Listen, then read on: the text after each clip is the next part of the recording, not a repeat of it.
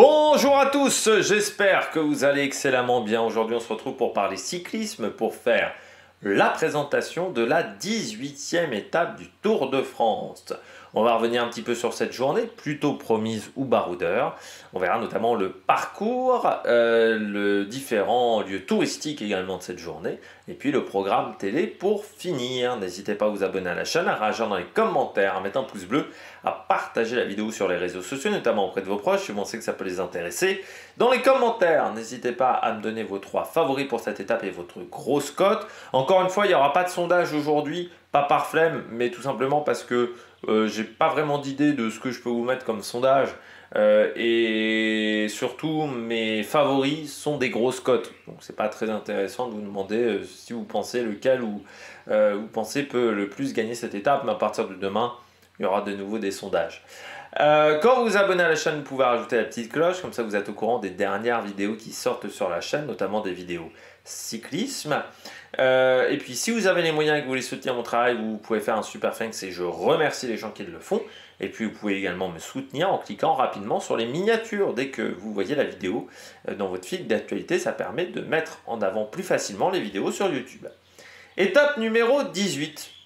Typiquement, l'étape numéro 18 ces dernières années, c'est l'étape de baroudeur, Campenart, notamment avec la fameuse échappée l'année dernière, Campenart, Casper Asgreen. C'est souvent l'étape des baroudeurs, que ça soit sur le Tour de France, mais également sur le Giro, où on a souvent l'étape 18 également qui convient aux baroudeurs sur cette troisième semaine. Forcément, on ne peut pas avoir 5-6 étapes de montagne d'affilée et il y a un moment, il faut quand même provoquer une cassure. Et là, aujourd'hui, c'est totalement l'étape de baroudeur. Pourquoi? Elle ne va pas convenir aux grimpeurs. Ce ne sont que des montées de troisième catégorie, pas suffisamment dures. En plus, la dernière est quand même assez loin de l'arrivée. Donc très clairement, les grimpeurs attendront demain et après-demain, où là, ça sera le grand final en montagne de ce Tour de France, avant le contre-la-montre de Monaco. Et bon, avant le week-end, on aura une étape un peu plus calme. Ça ne m'étonnerait pas que l'échappée gagne quand même avec peut-être 10-12 minutes d'avance, que ce soit l'échappée qui ait le plus d'avance par rapport au peloton. Et puis, vous pouvez me dire, ah oui, mais ça peut peut-être convenir à certains sprinteurs. Alors oui, il y a quelques sprinteurs qui pourraient être intéressés par cette étape. Le problème, c'est qu'ils sont trop peu nombreux. Un Brian Cocard, il n'y a plus grand monde pour rouler dans son équipe. Et puis je pense qu'on tentera peut-être l'échapper. Un Guermeil, oui, mais bon, il est quand même tombé. Il doit déjà se concentrer sur le maillot vert avant de se concentrer sur la victoire d'étape. Michael Matthews, ces derniers temps, on le voit, sur les grands tours, on ne l'a pas vu sur un sprint. Ça fait depuis longtemps qu'on ne l'a pas vu sur un sprint. Il tentera peut-être plutôt l'échapper, Michael Matthews. Donc, il n'y a pas suffisamment... Et puis Arnaud Delis est un peu fatigué, j'ai l'impression. Donc, il n'y a pas suffisamment de monde pour aller vouloir chercher l'étape. Chez Total Energy, on essaiera plutôt l'échapper que d'essayer de rouler pour un sprint. Voilà, je serais quand même très surpris si le peloton arrivait groupé sur cette journée et si les leaders déclenchaient vraiment les hostilités du côté du dénivelé positif, 3025 mètres. C'est la 9e étape dans le classement du dénivelé positif. Et au niveau du classement de la montagne, 10 points à récupérer. C'est pas très alléchant non plus. Ça ne va pas modifier le classement de la montagne pour le moment, dominé par Tadej Pogačar. On regarde tout de suite la présentation du parcours. Le parcours de cette étape numéro 18, eh bien, on part de Gap pour aller à Barcelonnette. Début d'étape, où on va passer dans des coins assez proches en fait du final d'aujourd'hui. Notamment le départ au pied d'une bosse, 2,8 km à 4,6 de moyenne, la roche des Arnaud, et puis on va passer au col du Frestre, 4 km à 6,6 de moyenne. Vous voyez, c'est pas très loin de Dévoluy. Tout ce massif du Dévoluy, on est en plein dans le massif du Dévoluy. Côte, oui, de 4 km à 6,6 de moyenne. Vous voyez, c'est des côtes de 3e catégorie. Ce ne sont pas forcément des côtes extrêmement dures.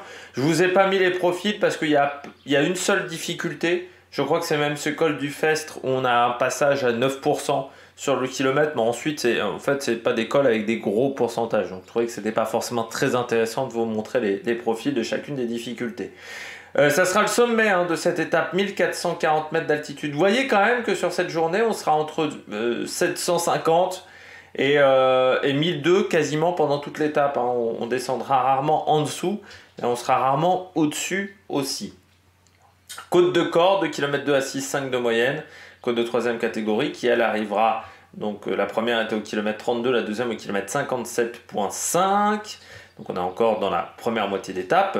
La montée vers les Costes, 2 km 6 à 6, 1 de moyenne au kilomètre 74, qui n'est pas au classement de la montagne, avant le sprint intermédiaire à Saint-Bonnet en Champsaur, qui sera à mi-étape, enfin un peu avant la mi-étape, à 100 km de l'arrivée, un peu moins 96. La grande réflexion est de savoir est-ce qu'il y aura de nouveau le match Philipsen-Guermeil. Moi je suis pas convaincu, hein. Je crois que très clairement Philipsen a testé aujourd'hui, enfin hier pour vous, et que ça n'a pas fonctionné. On enchaîne ensuite avec l'école de Mans, 5 km 2 à 3,7 de moyenne au kilomètre 97. Celui-là, il est même à la limite du deuxième catégorie, enfin à la limite du quatrième catégorie. C'est vraiment la longueur qui fait qu'il est en troisième catégorie. On redescend vers Chorges, notamment au kilomètre 112, avant au kilomètre 121, la côte de Saint-Apollinaire. Cette côte se situe quand même encore à 60 km de l'arrivée, 7 km 1,56 de moyenne. Et puis la dernière bosse de la journée, c'est la côte de Demoiselle Coiffée, 3 km 5 à 5,3 de moyenne, côte de troisième catégorie. Vous verrez, il y a un panorama magnifique à cet endroit-là. Là, on sera à 40 km de l'arrivée. Est-ce que les 40 derniers kilomètres sont plats? Eh bien, vous voyez, non, ils sont en prise, mais avec des pentes qui sont quand même beaucoup moins rudes. Ça veut dire que ça ne m'étonnerait pas qu'on ait certes une échappée qui aille au bout, mais avec 4-5 coureurs, hein, un petit sprint en petit comité, qu'on ait une échappée qui se décompose. Mais je pense ça va pas être facile de s'imposer sur cette étape. Ça ne m'étonnerait pas que ça soit pas forcément le plus fort qui gagne, mais peut-être le plus malin. On regarde le final, même pour vous montrer que c'est pas tout plat. Vous voyez, il y aura un faux plat montant jusqu'au kilomètre 3. Et puis le final étant léger, mais alors très léger faux plat montant. Hein. C'est moins de 1% pour la ligne droite finale. Mais voilà, c'est un petit peu en tôle ondulée. Voilà, mais en légère tôle ondulée. Au niveau du final de cette journée... Enfin, des routes que l'on va emprunter, on va dire la notion technique de cette étape, les routes sont de taille moyenne, pas dans un état catastrophique du tout, hein, on est plutôt sur des routes qui sont propres. Par contre, ce que j'ai marqué, c'est qu'il faut faire attention aux descentes. On n'a pas vraiment de gros virages, de grosses épingles plutôt dans ces descentes. Par contre, on a beaucoup d'enchaînements, parfois à l'aveugle. C'est-à-dire que parfois, quand vous rentrez dans le premier virage, vous ne voyez pas qu'il y a un deuxième virage qui s'enchaîne tout de suite après. Donc ça, il faudra faire attention. Et dans les derniers kilomètres, alors je vous ai pas montré le final en carte, parce que tout simplement, la carte est dégueulasse. Voilà, sur le livre de route du Tour de France, vous comprenez absolument rien. Enfin, la carte est ignoble. Donc ce que je peux vous indiquer, c'est qu'il y a 3 virages dans les 3 derniers kilomètres. Dans ces 3 virages, je prends en compte un rond-point, mais qu'en fait, il va falloir prendre la première sur la gauche, qui sont absolument pas techniques. Les routes finales sont absolument pas dangereuses, donc, de ce que j'ai vu sur Vélo Viewer, donc normalement, ça devrait bien se passer. On regarde tout de suite le côté historique de cette étape. On commence par Gap avec ce château, qui est le château et le domaine de Charance, construit entre le 20e et le 19e siècle. Ce château est érigé sur le domaine. L'évêque de Gap achète le domaine en 1307. Il restera propriétaire des évêques des évêques jusqu'à la Révolution. Au XVIe siècle, le château fort est transformé en une grande habitation par l'évêque Gabriel de Sclafanatis. C'est seulement en 1644 que l'évêque Artus de Lyon réhabilite le domaine saccagé pendant les guerres de religion et le transforme en un vaste domaine fermier ruiné. Sous Louis XIV, le site est à nouveau reconstruit par les évêques et au début du XVIIIe siècle, les lieux prennent l'agencement que l'on connaît de nos jours. Et en 1973, la commune de Gap en est devenue le propriétaire, le rend accessible au public. Et vous avez un panorama exceptionnel. Voilà. Vous avez à l'intérieur le Conservatoire botanique national alpin qui étudie et protège la flore alpine, tout simplement, monument historique depuis 1987. On continue avec un monument que vous a montré tout à l'heure. Ah non, il vous a pas montré. Alors je ne sais pas s'il l'a montré Franck Ferrand. Il a parlé de l'église, enfin de la cathédrale. C'est une cathédrale qui est l'une des dernières grosses cathédrales construites en France. Mais je voulais, construite avant la séparation de l'église et de l'État. Mais je voulais vous montrer ce musée départemental, parce qu'on fait souvent les églises, un petit peu moins les musées, qui a ouvert en 1910. Alors, ce musée archéologique de Gap a été en fait créé en 1877 et après sa mort à Robert Long, qui était archiviste. Eh bien, les collections sont regroupées en 1881 dans l'immeuble Merlin, mais qui va être trop petit, donc on essaye de trouver un nouveau local, construit à partir de 1903, et l'ouverture au public se fait en 1910. Vous avez des collections d'archéologie, beaux-arts, histoire, ethnologie locale, faïence et histoire naturelle. Voilà, il abrite en particulier des sculptures remarquables de l'époque romaine, des parures datant de l'âge du bronze, une collection de meubles sculptés de la région de Queyras, ainsi que le mausolée du duc de Lesdiguières. Lesdiguières, pardon, je prononçais mal. Donc voilà, vous avez tout cela que vous pouvez voir, voilà, du côté de Gap. On continue, on quitte Gap, et puis on rejoint, eh bien, Corps avec son barrage. Alors le barrage de Corps, que je vais retrouver parce que je n'ai pas fait les communes du début. Corps, c'est à 60 km quasiment du départ, parce que les autres communes, on les a un peu vues en fait. On a vu un petit peu tout ça du côté d'Évoluy. Eh bien, sur la route Napoléon, c'est impossible de manquer cette étape historique, touristique et gastronomique. Il y a notamment une distillerie artisanale et vous avez le barrage du Sautet et son lac qui est propice aux activités nautiques. Donc voilà, magnifique lac et magnifique barrage. On poursuit du côté des communes avec la commune de Chorges. Alors vous voyez, la photo est pas très belle sur le site du Tour de France, mais vous avez cette église Saint-Victor qui date du XIIe siècle. C'est un style roman dominant et elle a été construite de 1121 à 1124 par les moines de l'abbaye Saint-Victor de Marseille. Pillée par les mercenaires de François Ier en 1517, elle est saccagée par les protestants de Louis Herme en 1569 et occupée par le duc de Lesdiguières en 1585. L'église a été incendiée à 3 reprises, si ça faisait déjà pas assez, en 1586, en 1692 et en 1699. Monument historique depuis 1862. Voilà, malgré toutes ces péripéties du côté de l'église Saint-Victor. On continue à Savines-le-Lac. Pourquoi à Savines-le-Lac? Parce qu'il y a le lac de Serre-Ponçon. Magnifique, une eau éclatante. C'est rare d'avoir une eau aussi bleue, même là c'est magnifique. Alors, pourquoi on a créé ce lac? À cause des crues dévastatrices de la Durance entre 1843 et 1856, et donc il a fallu réfléchir à comment faire pour éviter ces situations catastrophiques avec parfois des morts. Ce n'est qu'en 1948 qu'un ingénieur d'origine moscovite, Ivan Willem, proposa un projet viable.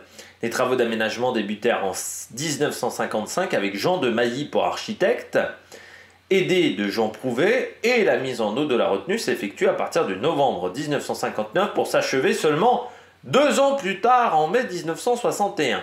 Environ 1500 personnes ont été déplacées, leur village inondé. Le village de Savines a été reconstruit et le nouveau Savines-le-Lac a été inauguré en 1962. Le lac de Serre-Ponçon est le 2e plus grand lac artificiel d'Europe. C'est assez exceptionnel.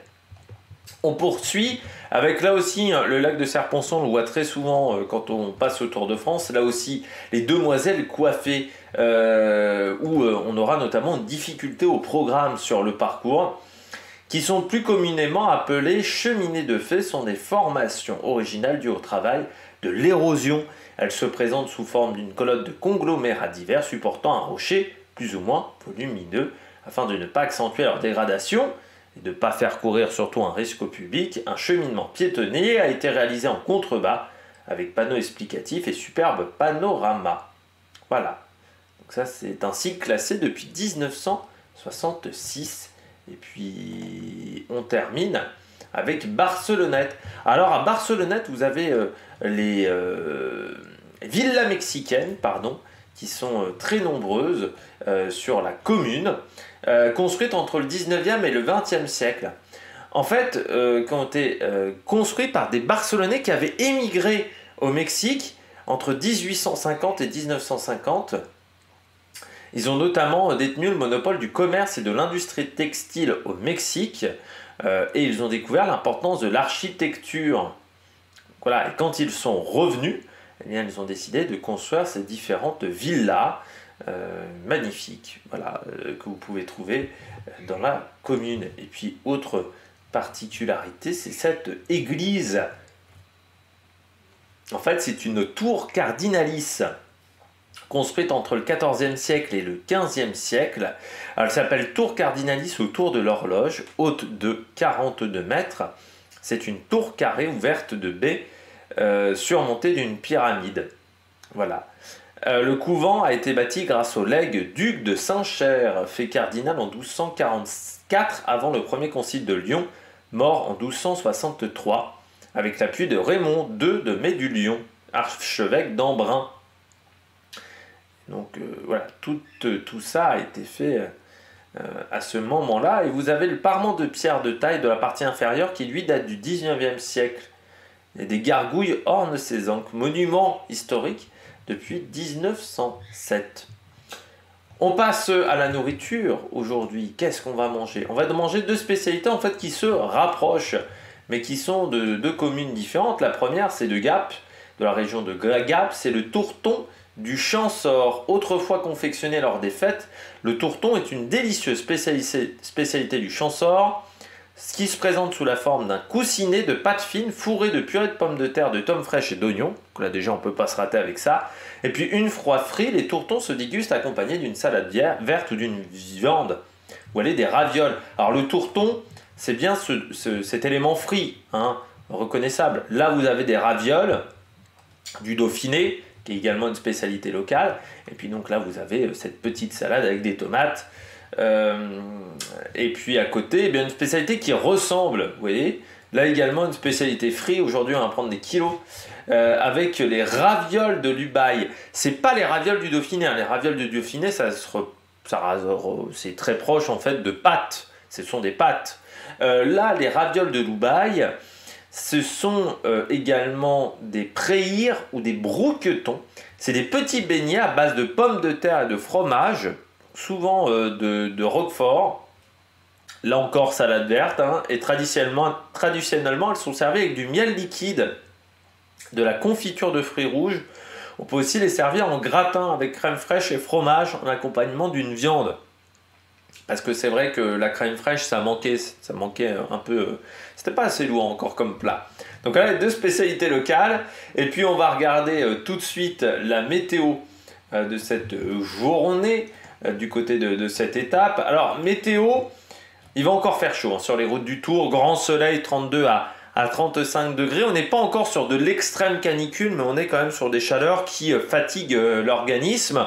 Un ressenti qui se rapproche de 40. Et pour le vent, il est très faible sur une grande partie de l'étape, sauf dans le final, dans les 40-50 derniers kilomètres, où on aura un vent d'ouest, voilà, dans cette zone-là, un vent d'ouest entre 15-35 km/h, donc qui devrait plutôt pousser les coureurs dans le final. On ne devrait pas avoir de coup de bordure hein, sur cette journée, mais voilà, un final où les coureurs devraient être poussés par le vent, donc ce qui pourra peut-être provoquer une stratégie de certains coureurs de tenter de partir de loin.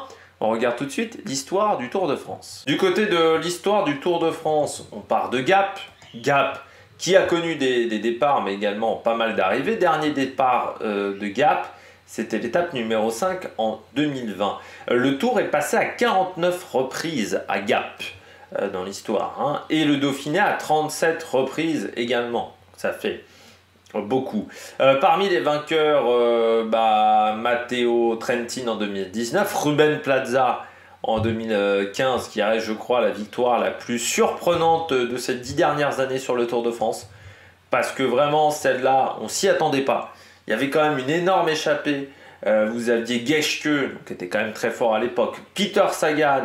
Il y avait Bob Jungels, qui commençait à être pas mal. Il y avait Christophe Riblon aussi. Enfin, il y avait vraiment une énorme... Il y avait une échappée avec 23 coureurs.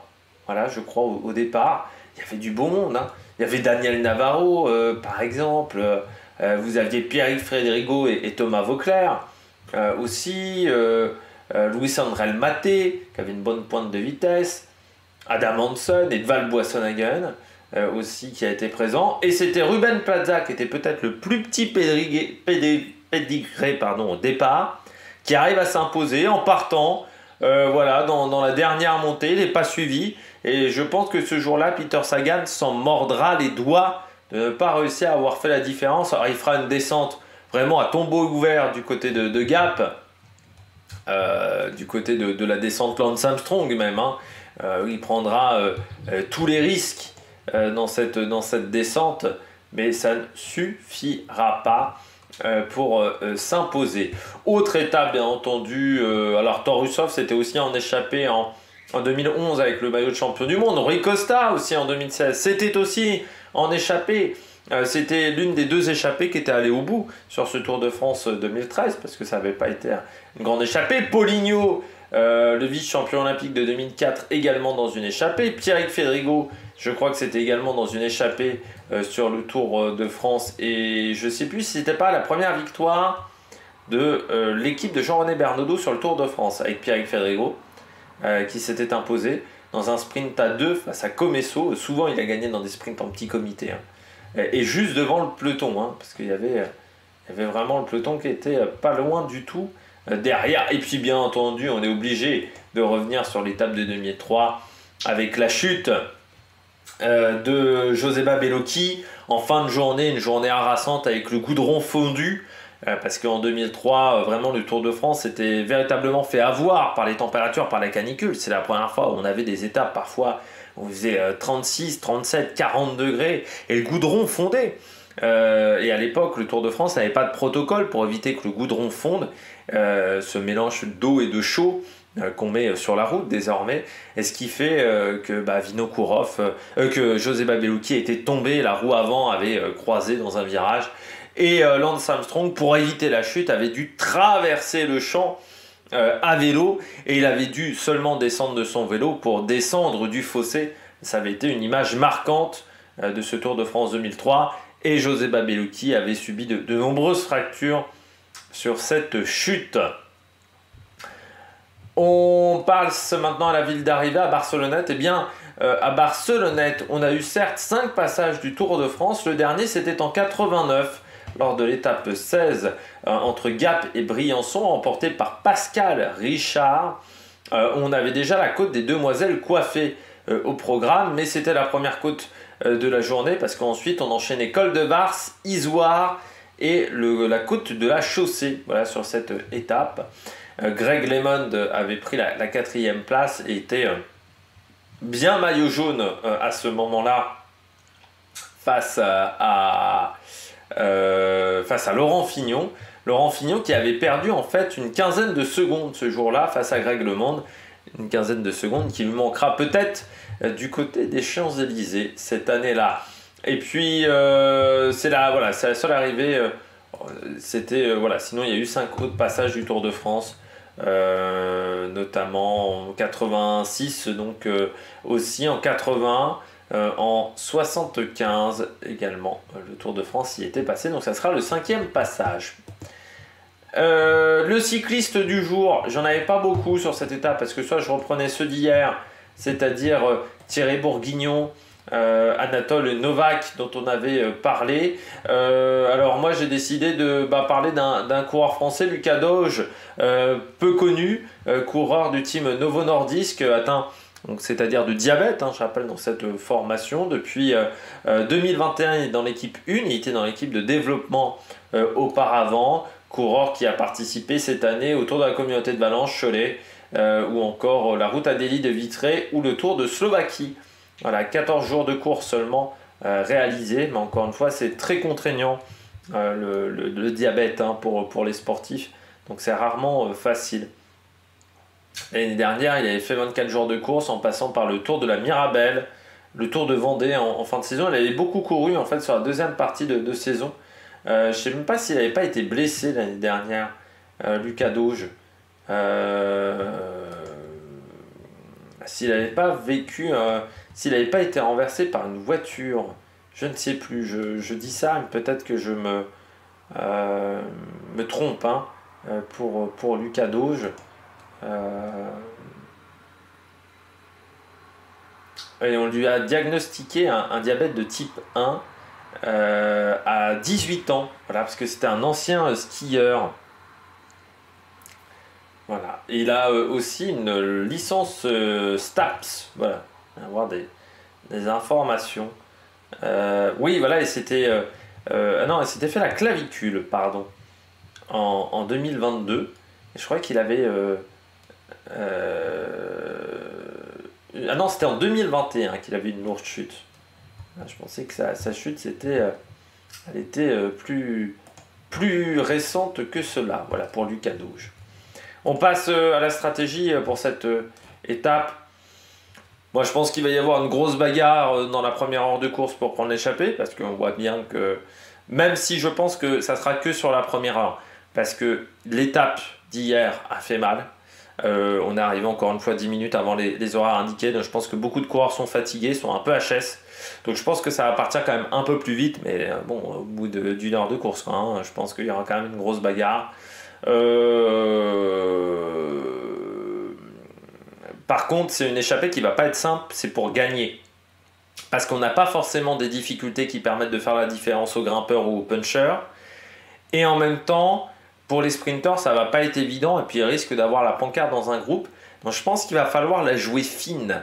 Il va falloir être intelligent, pas rater.